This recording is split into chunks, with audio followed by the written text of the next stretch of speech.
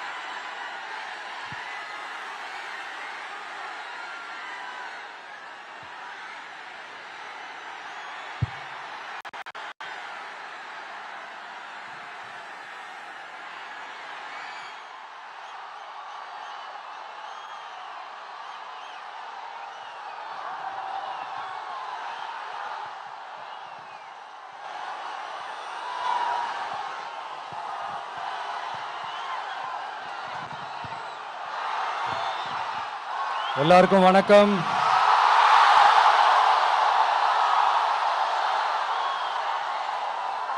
எல்லாரும் எப்படி இருக்கீங்க? சாப்பிட்டீங்களா?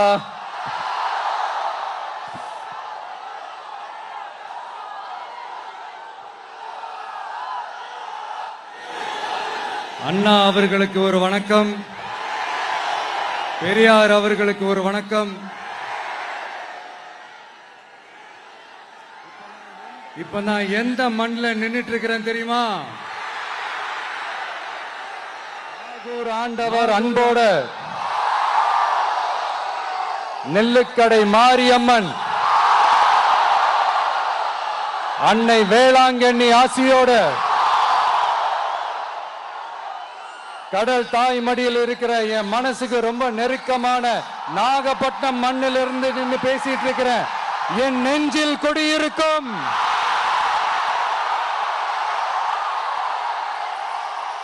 உங்கள் அனைவருக்கும் என்னைக்குமே ஒரு மீனவ நண்பனா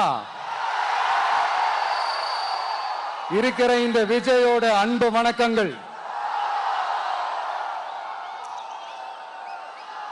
இந்த கப்பல் இருந்து வந்து இறங்குற இந்த பொருட்களை எல்லாம் விற்கிறதுக்காக அந்த காலத்துல அந்தி கடையெல்லாம் நாகப்பட்டினத்தில் இருக்கும்னு கேள்விப்பட்டிருக்கிறேன்.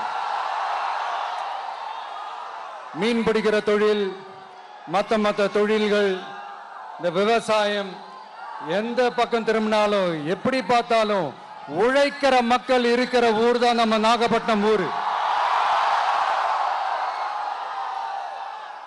மத வேறுபாடே இல்லாத அனைவருக்கும் பிடித்து போன மத சார்பின்மைக்கு எடுத்துக்காட்டாக வாழ்ற உங்கள் அனைவருக்கும் மீண்டும் என்னுடைய சிரம் தாழ்ந்த ஸ்பெஷல் வணக்கங்கள். இந்த தமிழ்நாட்டில் இந்த மீன் ஏற்றுமதியில் 2வது இடத்துல இருக்கிறது நம்ம நாகப்பட்டினம் ஹார்பர் தான். ஆனா அங்க நவீன வசதிகளோட இந்த மீன் பதப்படுத்துற இந்த மாடர்ன் தொழிற்சாலைகள்லாம் இல்லை.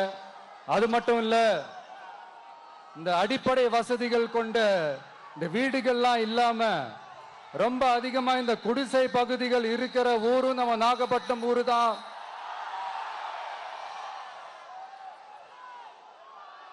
இந்த முன்னேற்றத்திற்கெல்லாம் எங்கள் ஆட்சி தான் சாட்சி. அப்படி இப்படின்ட்டு இந்த அடுக்குமொழியில பேசி பேசி அது நம்ம கேட்டு கேட்டு காதுல இருந்து ரத்தம் வந்ததான் மிச்சம். இவங்க ஆண்டது பத்தாதா? இப்படி தவிக்கிறாங்களே நம்ம மக்கள், அது பத்தாதா?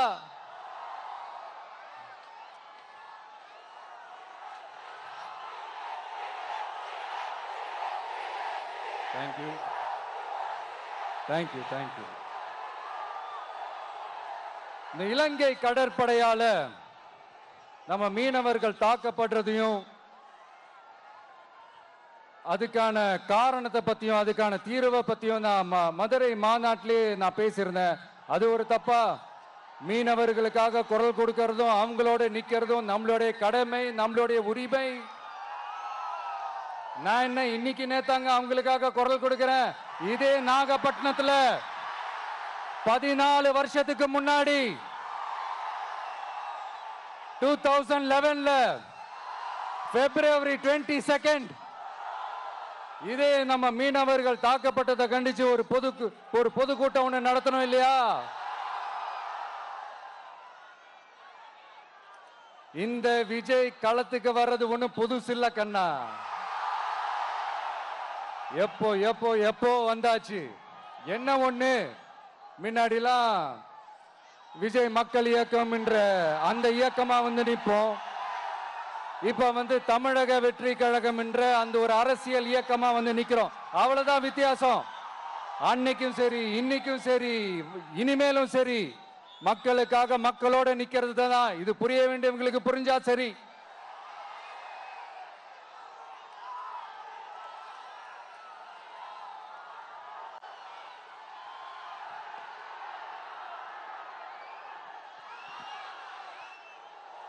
மீனவர்களுக்காக குரல் கொடுக்கிற இதே சமயத்துல நம்ம தொப்புள் கொடி உறவுகளான ஈழத் தமிழர்கள், அவங்க இலங்கையில் இருந்தாலும் உலகத்துல எந்த மூலையில இருந்தாலும் தாய்ப்பாசம் காட்டின தலைவனை இழந்து தவிக்கிற அவங்களுக்காகவும் குரல் கொடுக்கிறது, அவங்களுக்காகவும் நிக்கிறது நம்மளோட கடமை இல்லையா? மீனவர்களோட உயிர் எந்த அளவுக்கு முக்கியமோ அந்த அளவுக்கு ஈழத் தமிழர்களோட அவங்களுடைய கனவுகளும் அவங்களுடைய வாழ்க்கையும் நமக்கு ரொம்ப ரொம்ப முக்கியம். நம்ம மீனவர்கள் படுற இந்த கஷ்டத்தை எல்லாம் பார்த்து ஒரு பெருசா ஒரு கடிதம் ஒண்ணு எழுதிட்டு அதுக்கப்புறம் கப்சிப்னு சைலண்டா போறதுக்கு நாம ஒண்ணு இந்த கபட நாடக திமுக அரசும் கிடையாது. மத்த மீனவர்கள்னா இந்திய மீனவர்கள், நம்ம மீனவர்கள்னா தமிழக மீனவர்கள். இப்படி பிரிச்சு பார்த்து பேசுறதுக்கு நாம ஒண்ணு பாசிச பாஜக அரசும் கிடையாது. நிரந்தரமான தீர்வு, நிரந்தரமான ஒரு இந்த ப்ராப்ளத்தை சால்வ் பண்றது தான் நம்மளுடைய ஒரு முக்கியமான ஒரு அஜெண்டாவே. சரி, இப்ப நம்ம நாகப்பட்டினம் ஏரியாவுக்கு வருவோம்.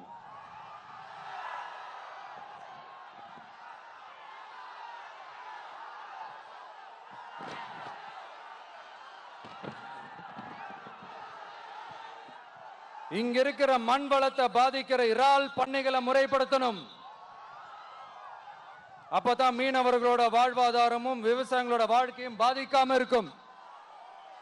கடலோர கிராமங்கள்ல மீன் அரிப்புல இருந்து பாதுகாக்கிற அலையாத்தி காடுகளை அழிக்கிறத பத்தி தடுத்து நிறுத்தி அதுக்கு ஒரு வழி பண்ண வேண்டிய அரசாங்கத்துக்கு இதை விட ஒரு முக்கியமான ஒரு வேலை ஒண்ணு இருக்கு. அது என்ன தெரியுமா? சொந்த குடும்பத்தோட வளர்ச்சியும் சொந்த குடும்பத்தோட சுயநலமும் தான் அந்த முக்கியமான வேலை. இங்க இருக்கிற மக்களுக்கு குடிக்க தண்ணி இல்லாம தவிக்கிறாங்க. அதுக்கு தீர்வா காவிரி தண்ணியை கொண்டு வரலாம், மக்களோட தாகத்தை தீர்க்க. கொண்டு வந்தாங்களா? இவ்வளவு பாரம்பரிய கடல் சார்ந்த ஊர்ல ஒரு கவர்மெண்ட் மெரைன் காலேஜ் ஒன்னு கொண்டு வரலாம். கொண்டு வந்தாங்களா? மீன் சம்பந்தமான எந்த தொழிற்சாலையும் அமைக்கல. அமைச்சாங்களா? அட்லீஸ்ட் நிறைய பேருக்கு வேலை வாய்ப்பு கிடைக்கிற மாதிரி தொழில் வளர்த்தியாவது பெருக்கலாம். அதையாவது செஞ்சாங்களா? ஆனா ஒவ்வொரு டைமும் வெளிநாட்டுக்கு டூர் போயிட்டு வர்றப்பெல்லாம் அத்தனை கோடி முதலீடு, இத்தனை கோடி முதலீடுன்னு சிஎம் அவர்கள் சிரிச்சுக்கிட்டே சொல்லுவாரு. சிஎம் சார், மனசை தொட்டு சொல்லுங்க, வெளிநாட்டு முதலீடா இல்ல வெளிநாட்டுல முதலீடா? ஒட்டுமொத்த தமிழ்நாட்டுக்கும் முதலீடா இல்ல உங்க குடும்பத்தோட முதலீடு வெளிநாட்டுக்கு போகுதா? வேளாங்கண்ணி, நாகூர், கோடியக்கரைன்னு இங்க இருக்கிற டூரிஸ்ட் பிளேஸ் எல்லாம் கொஞ்சம் நல்லா டெவலப் பண்ணலாம். பண்ண என்ன குறைஞ்சா போயிடுவீங்க? வேதாரண்யம் பகுதியில் உப்பு ஏற்றுமதி செய்யறதுக்கு வசதியை செஞ்சு கொடுக்கலாம். செஞ்சாங்களா? நாகூர் ஆண்டவர் அரசு மருத்துவமனையில பிரசவம் பார்க்கிற டாக்டரே இல்லையா? நாகப்பட்டினம் புது பஸ் ஸ்டாண்டையாவது சுத்தமா சுகாதாரமா வச்சுக்கிறாங்களா?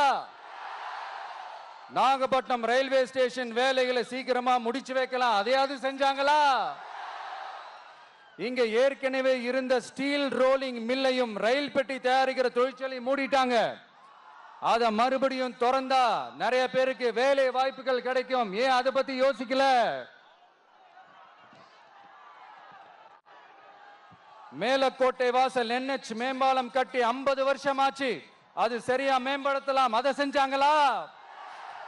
Thanjavur to Nagapattinam NH road வேலை பல வருஷமா நடக்குது, இன்னும் முடிச்ச பாடே காணும், அதை வேகப்படுத்தி முடிச்சிருக்கலாம், அதையாவது செஞ்சாங்களா? ரொம்ப முக்கியமா நெல்லு மூட்டையெல்லாம் மழை காலத்துல வெள்ளத்துல நனைஞ்சு நம்ம விவசாயிங்க எவ்வளவு வேதனைப்படுறாங்க, அதுக்கு சரியான ஒரு குடவுன் கட்டி தரலாம், அதையாவது கட்டி தந்தாங்களா? எலெக்ஷனுக்கு முன்னாடி திமுக காரங்க வந்து செய்வோம் செய்வோம் செய்வோம் செய்வோம்னு சொன்னாங்களே, செஞ்சாங்களா? இதெல்லாம் எதுவுமே செய்யாம எல்லாத்தையும் செஞ்ச மாதிரியே அதையும் பெரியமையா வேற சொல்லுவாங்க இவங்க. நான் வந்து போன வாரம் திருச்சிக்கும் அரியலூர் மாவட்டத்துக்கும் போய் நம்ம மக்களை சந்திக்க போயிருந்தேன். அப்போ பெரம்பலூரும் போக வேண்டியது.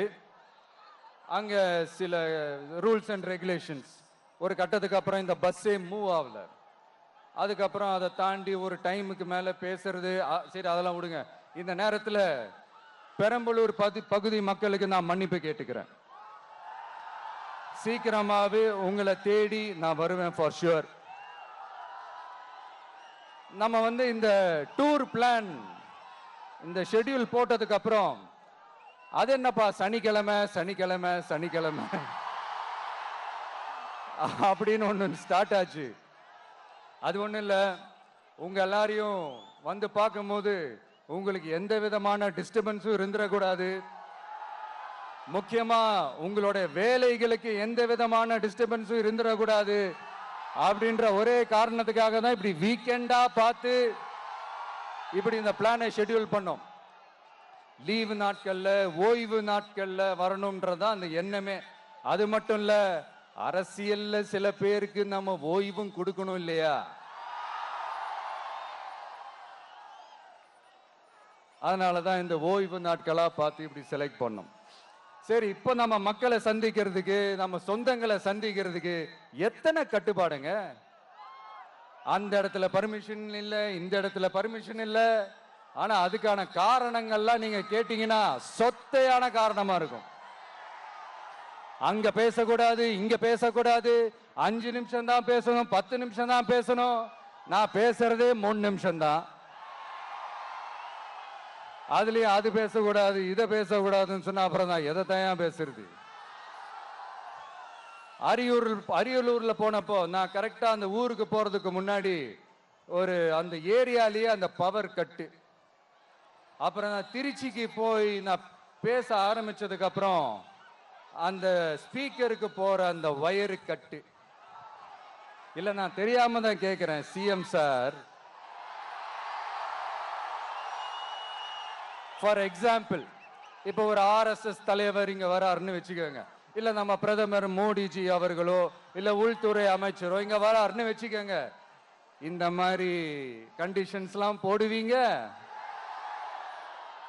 இந்த மாதிரி பவர் கட் பண்ணுவீங்க, இந்த மாதிரி வயர் கட் பண்ணுவீங்க. கொஞ்சம் கட் பண்ணி தான் பாருங்களேன். முடியாதுல, பேஸ்மெண்ட் அதிரும்ல. நீங்க தான் மறைமுக உறவுக்காரர்களாச்சே. இதாவது பரவாயில்லைங்க. இதை தாண்டி ஒரு ரூல் ஒன்று போட்டாங்க, பஸ்ஸுக்குள்ளேயே இருக்கணுமா, பஸ்ஸை விட்டு வெளியில வரக்கூடாதான், கையை இவ்வளவுதான் தூக்கணுமா, இப்படியே வரணுமா, மக்களை பார்த்து சிரிக்காத, மக்களை பார்த்து கையசைக்காத, இப்படி எல்லாம். ஐயோ ஐயோ,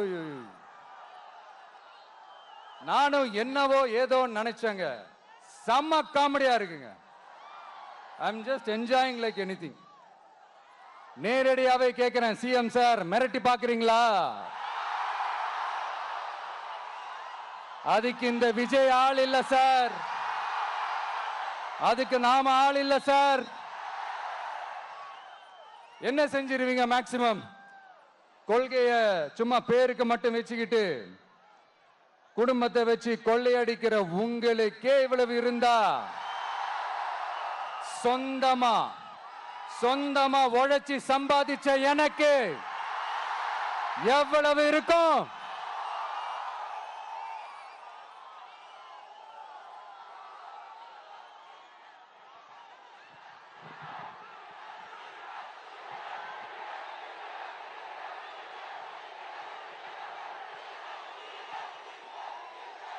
தேங்க்யூ நண்பா. என்ன நாங்க பெருசா கேட்டுவிட்டோம்?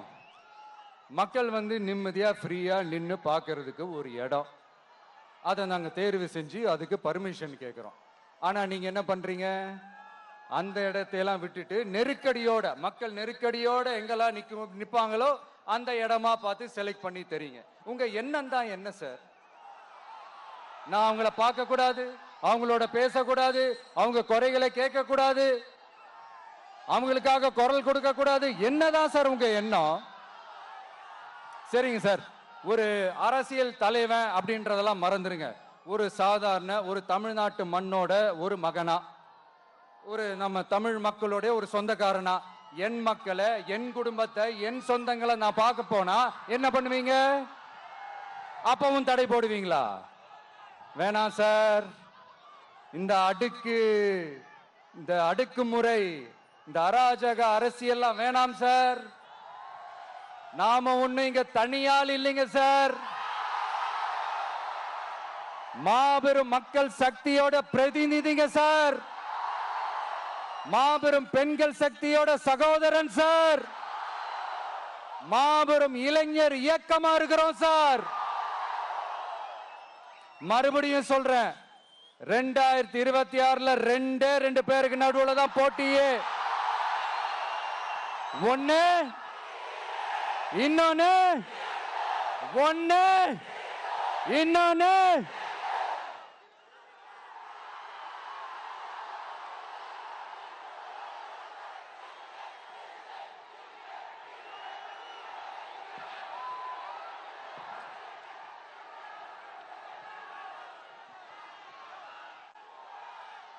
இந்த பூச்சாண்டி வேலையெல்லாம் காட்டுறதை விட்டுட்டு தில்லா கெத்தா நேர்மையா எலெக்ஷனை சந்திக்க வாங்க சார். பார்த்துடலாம் சார். கொள்கையை பேருக்கு மட்டும் வச்சுக்கிட்டு குடும்பத்தை வச்சு தமிழ்நாட்டை கொள்ளையடிக்கிற நீங்களா, இல்ல தமிழ்நாட்டில் இருக்கிற ஒவ்வொரு வீட்டுக்குள்ளேயும் ஒருத்தனா இருக்கிற நானா, இந்த விஜயா? பார்த்துடலாம் சார்.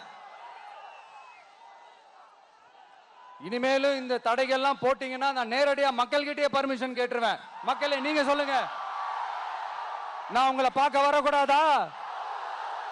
நான் உங்களோட பேசக்கூடாதா? உங்க குறைகளை நான் கேட்க கூடாதா? உங்களுக்காக நான் குரல் கொடுக்க கூடாதா? இப்படி நமக்கு தடையா போடுறாங்களே, இந்த திமுக அரசு மறுபடியும் ஆட்சிக்கு வரணுமா? உங்க நல்லதுக்காக நம்ம உங்க டிவிக்கு ஆட்சி அமையணுமா? சத்தமா கேட்டுச்சா மை டியர்? ஏன்பா, நான் தான் அப்பவே சொன்னல, அவருக்கு ஆசையா பாசமா கூப்பிட்டா பிடிக்க மாட்டேங்குது. ஏன்பா மறுபடியும்? கேட்டுச்சா சிஎம் சார்?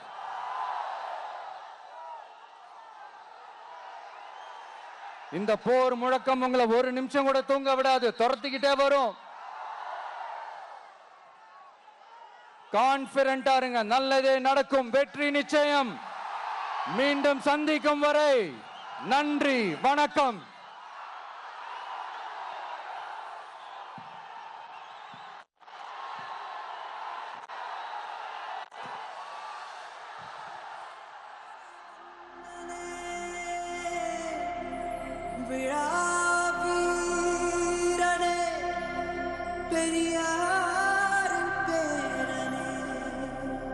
அண்ணா